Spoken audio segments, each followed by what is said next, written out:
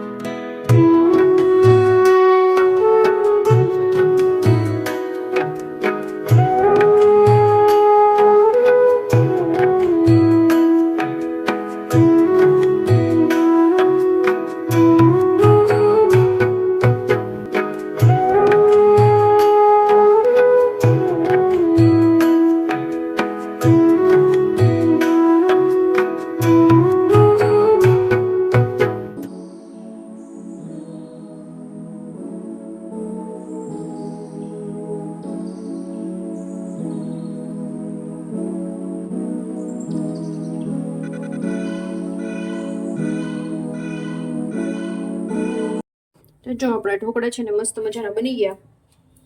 હવે એને છે ને પીસીસ કરી લઉં.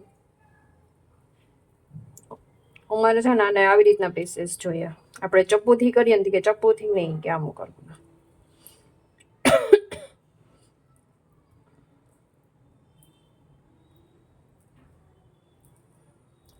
થોડાક છે ને ઠરવા દેવાના. ઠરવા દો ને તમે એટલે છે ને એકદમ સરસ. નહીતર કેવું થાય, ચીકણા રહ્યા. એટલે જો જરાય છે ને ચોટે નહીં, ચીકણા ન રહ્યા, મસ્ત થાય. અને આમાં મેં છે ને સોડા કે કંઈ નથી નાખેલું, તો બી એકદમ મસ્ત સોફ્ટ થયા છે. આમાં રેસીપી તો તમને પૂરી બતાવી જ છે મેં. 2 જણાને તો એટલા ઇનફ થઈ જશે. વધારે ભૂખ લાગશે તો બીજું કંઈ કટક બટક કરી લેશે. હવે વઘાર મારી દઉં. ચલો, તો તેલ આવી ગયું છે, રાઈ એડ કરી દીધી.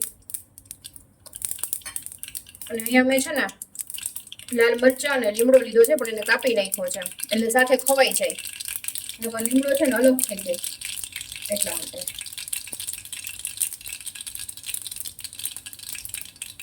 એમાં મરચાં અને લીમડો મિક્સ કરી દઈશું.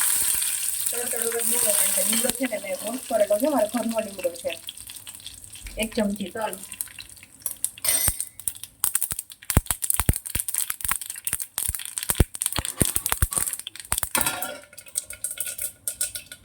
તલ બધા ક્રિકલ થઈ જાય ને પછી જ નાખવાનું, એનાથી ટેસ્ટ બહુ સરસ આવે. ગેસની ફ્લેમ લો રાખવાની. પછી હિંગ નાખી વઘાર મારી દેવાનો.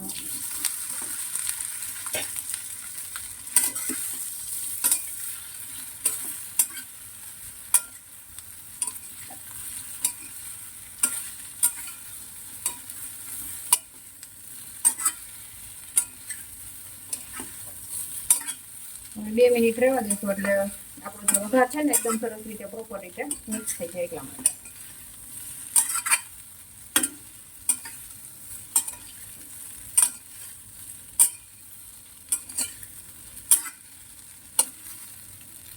ગેસ ઓફ કરી દઉં. ઉપરથી મેં ધાણા ભાજી એડ કરી દીધી અને મિક્સ કરી દઉં. મસ્ત મજાના ટેસ્ટી મુઠિયા ઢોકળા રેડી થઈ ગયા છે. આવી જાઓ બધા મુઠિયા ઢોકળા ખાવા માટે. થઈ ગયા છે, આવી જાઓ બધા ખાવા માટે. સવારનું ઓલરેડી વાગી ગયા છે અને હવે બસ અમે જમી લઈએ. તો ચલો વિડીયોને એન્ડ કરું છું. વિડીયો ગમે તો લાઈક, શેર અને સબસ્ક્રાઈબ કરવાનું બિલકુલ ભૂલતા નહીં.